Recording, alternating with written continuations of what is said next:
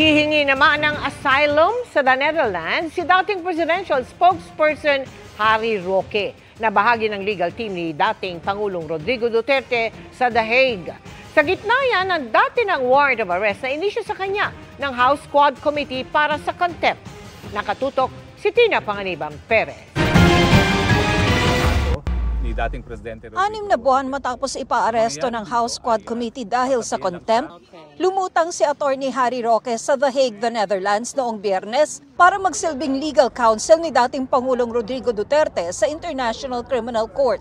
Nagtataka ang Quadcom kung bakit nakalabas ng Pilipinas si Roque na itinuturing nilang pugante.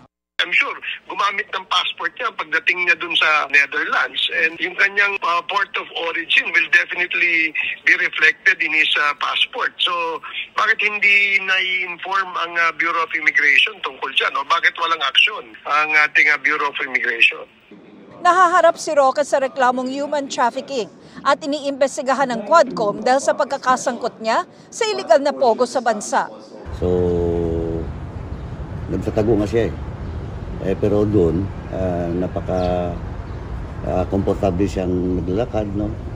And hindi pa nga namin alam talaga kung from what country siya before Netherlands ang galing. Nakabinbin po ang aking petisyon sa Korte Suprema para ideklarang labag sa saligang batas yung investigasyon na ginagawa nila.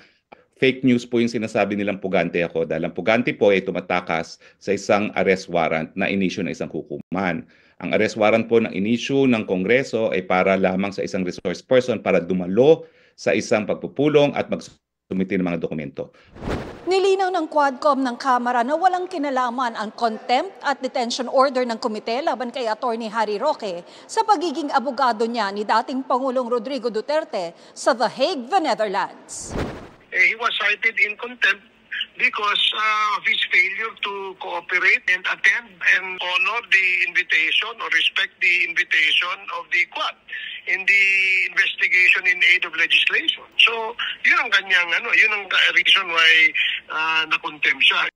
Sang-ayon ang Malacanang na dapat maibalik si Roque sa Pilipinas.